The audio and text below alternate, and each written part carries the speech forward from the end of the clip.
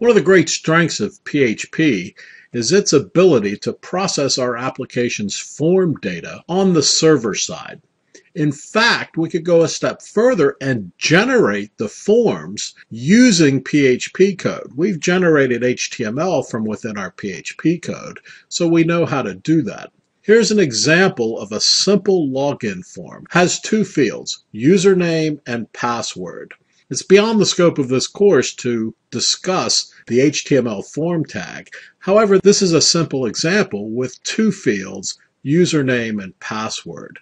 The action associated with this form is to call the process login PHP file and pass the data from the form to that file using the post method. So a user's browser, the client, communicates with our server with either the get or the post method. The same data is transmitted with either get or post. However, the mechanism for the transmission is significantly different. With the get method, the form data is passed in the query string and is therefore visible. So we should never use it for sensitive data like usernames and passwords. In contrast, the post method passes the data back to the server in the HTTP body so that it is not visible.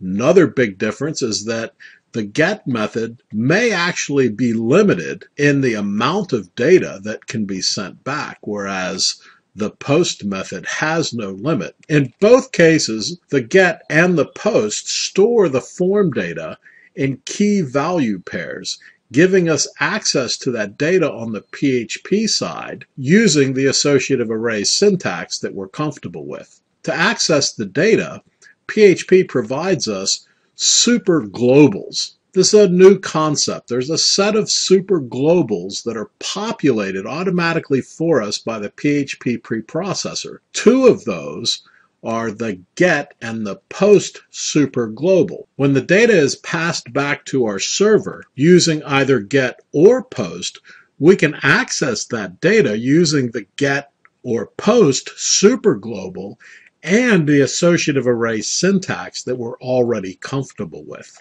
So let's go look at some code.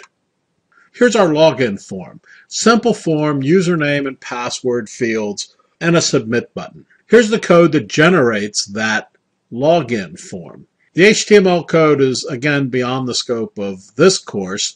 However, the action associated with the form is to call the processlogin.php file and pass the data via the post method. So the data is going to be encapsulated within the HTTP message body and passed to the processlogin.php file. We include the processlogin.php file with a require once command.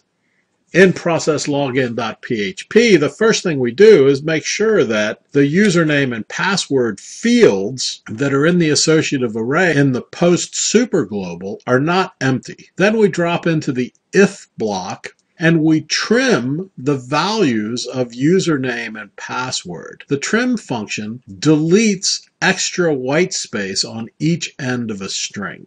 So now we have a clean username and password, and we call the validate user function passing those values, username and password, to that function. We've included the function using a require once command. In the validate user function, the first thing we do is read the contents of a text file named usercreds.txt. This file contains the username and passwords, comma delimited for our application. We read the contents of that file into the creds variable. Then we use a function called explode that uses the comma as the delimiter to load an array with all of the values in the creds string. We assign that array to the variable data. On line 19, we test the value of the elements in the data array against the username and password that was passed in to the validate user function. If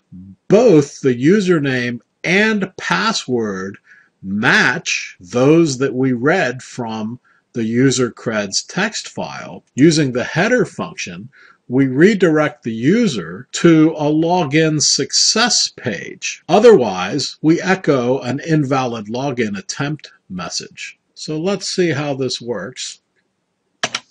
And there we go. We are into the login success page.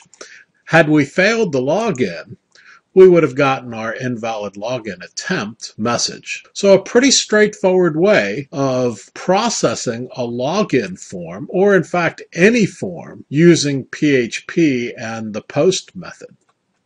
Superglobals are built-in variables that are populated for us by the PHP preprocessor. These superglobals can be accessed from anywhere within our PHP application. We've seen two of these superglobals, the get and the post superglobals, that allow us to pass information from a form on the user's browser back to our server for processing. Here are a few other superglobals that allow us to access information about our server and even allow us to store bits of information on the user's computer in the form of a cookie. Now, there are 9 superglobals provided by PHP. However, there are known security vulnerabilities associated with the use of superglobals, and their use is no longer recommended because of those vulnerabilities. We'll leave it to you to research the superglobal vulnerabilities and make the determination on whether or not to use them yourself.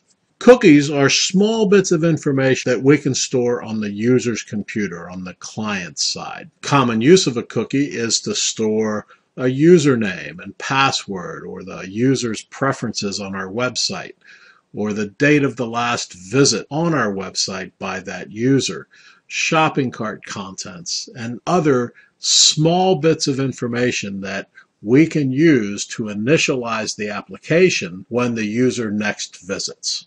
To write a cookie, we use the PHP function setCookie, which takes 3 arguments: the name of the value that we want to store, the value we want to store, and an expiration date of when that cookie will no longer be valid. To retrieve the data stored in a cookie, we use the cookie superglobal with the name of the value that we want to retrieve. A few gotchas associated with cookies is that we can't assume that the cookie exists, because a user may have deleted the cookie. The browser may be set not to accept cookies. And it's important to note that cookies are not shared between browsers.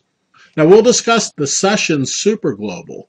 However, there are known security vulnerabilities that have been published associated with the session superglobal. The session superglobal is a variable that's used to track information related to a user's visit. The session superglobal stores temporary data.